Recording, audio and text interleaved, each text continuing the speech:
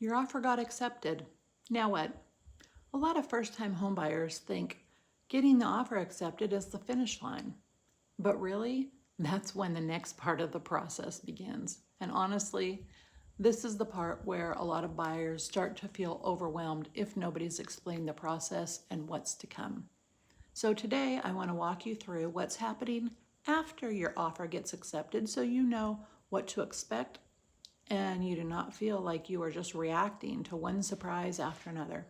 Hi, I'm Crane Stanton with Silver Creek Realty Group, and I help buyers understand the process so they can make clear decisions without feeling pressured. So let's say you just found the house, you made the offer, the seller accepted, and now you are officially under contract. Congratulations, this is exciting, it's a big moment. But it's also the point where timelines and deadlines really start to matter. The first thing that usually happens is earnest money needs to be deposited. Earnest money is basically your good faith deposit. It shows the seller that you're serious about buying the home. This money is usually held by a title company or another agreed upon third party and later gets applied towards your closing cost or down payment at closing. So it's not unusually an extra cost. It's part of the money you were already planning on bringing in. But the deadline matters. Once you are under contract, we want to make sure that the money is delivered on time and correctly. The next big step, inspections. This is one of the most important processes. A home inspection gives you a much better understanding of the condition of the home. The inspector is going to look at things like the roof, foundation, plumbing, electrical, heating, cooling, appliances, attic, crawl space, if there is one, and other major symptoms that we don't always understand. Now, here is something I always want first-time homebuyers to know. The inspection is not there to make the home perfect. It's there to help you understand what you're buying. Every home will have issues. Really nice homes, brand new homes, even homes that look beautiful online. So when the inspection report comes back, it can feel like a lot. Sometimes buyers open the report and think, oh my gosh, this house is falling apart.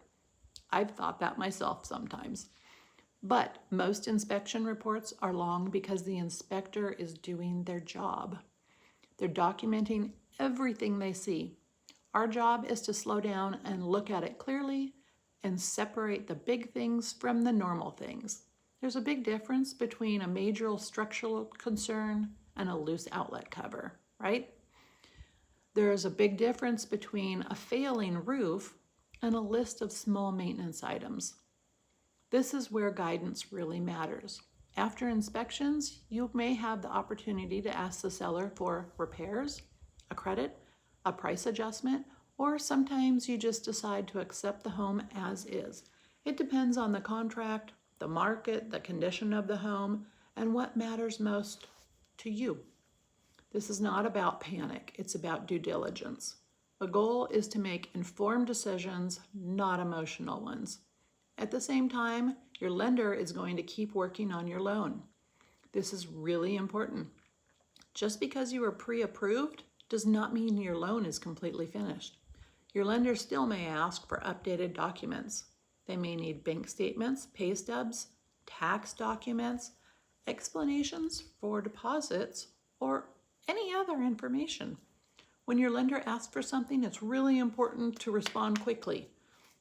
Not because they are trying to bother you, but because loan timelines are tied to your closing date.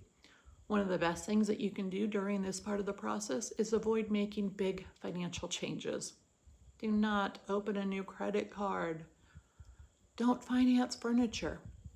Don't buy a car for that cool new garage you're getting. Do not move large amounts of money around without talking to your lender first. And definitely do not change jobs without having that conversation as well. I know it can be tempting. You are excited. You're thinking about furniture, appliances, all the new things that you want for your house. But until the home closes, we want to keep your financial picture as steady and boring as possible.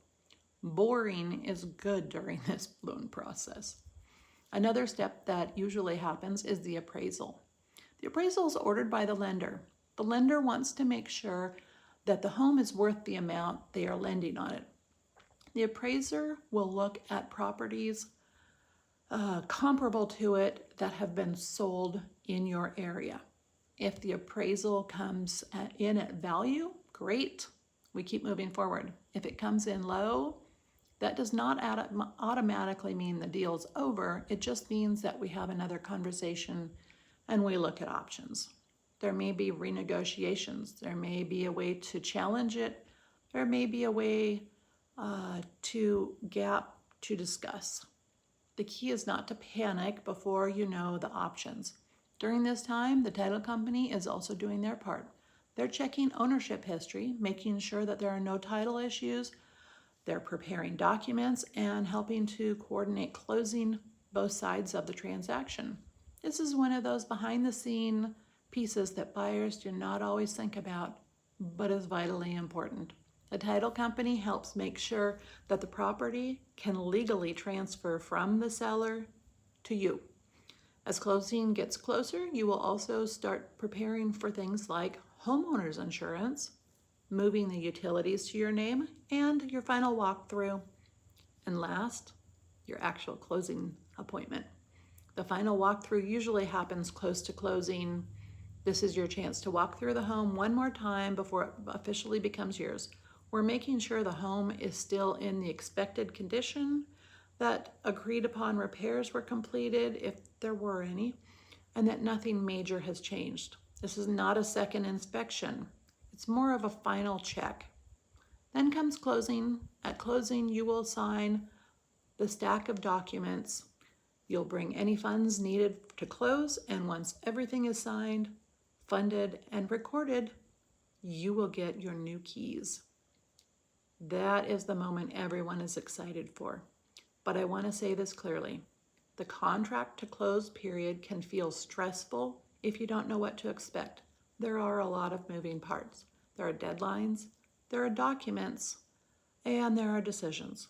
Sometimes there are even surprises. But surprises are much easier to handle when you have someone guiding you through the process. Your job is not to become a real estate expert overnight. Your job is to make clear decisions. My job is to help you understand what's happening, what matters, what doesn't, and the next step. That's why I always say a good agent doesn't just help you find a house. A good agent helps you get from contract to closing with clarity. So if your offer gets accepted, celebrate. It's a big deal.